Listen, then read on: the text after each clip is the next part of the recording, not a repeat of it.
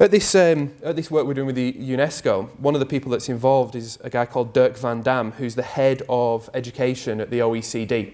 So he's responsible for, the PISA study, comparing 15-year-olds all around the world and their research. When I thought, I'm sure you did as well, when I heard Dirk's name, Dirk Van Damme, what I was thinking was I was going to go there and this is who I was going to meet, and it's a bit of an irony really, because this is what he looks like. So he's. But look, no, he's a great thinker, he's a great bloke and a great thinker. And one of the things that really struck me about his work, so these are his slides that he made publicly available. One of the things that struck me about his work was the clarity about what's actually happening in terms of this shift from industrial education to post-industrial.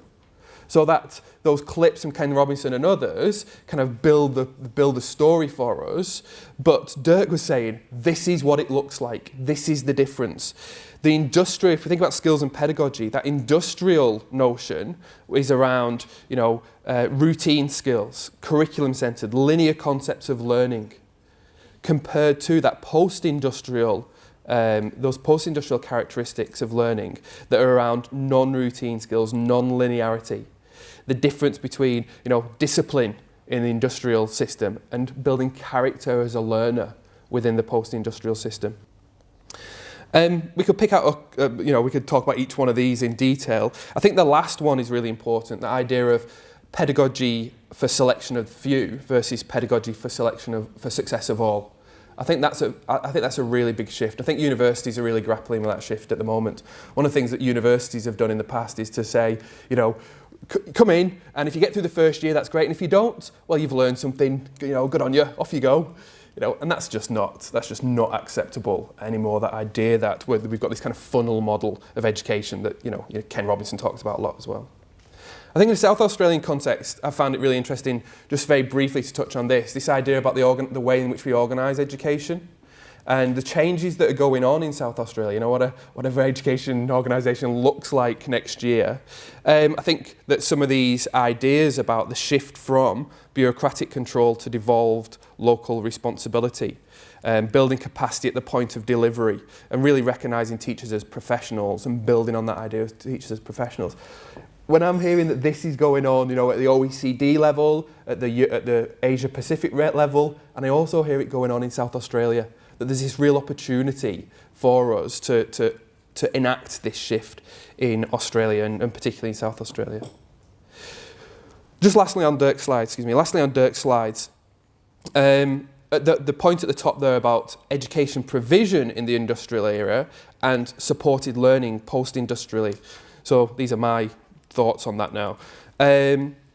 What I was thinking there, what I'm seeing there is that idea of, we talk about opportunity a lot, and I don't think opportunity is enough. It used to be that, there was a kind of an entitlement to be taught, and again in universities we do it very well, because what we do is we get 200 kids and we say, you've got this opportunity to learn, I'm going to stand here and I'm going to talk at 200 of you, and you'll learn through doing that. And then come back tomorrow and we'll do it again, and then again, and then again, and there are all these learning opportunities. That's just not enough.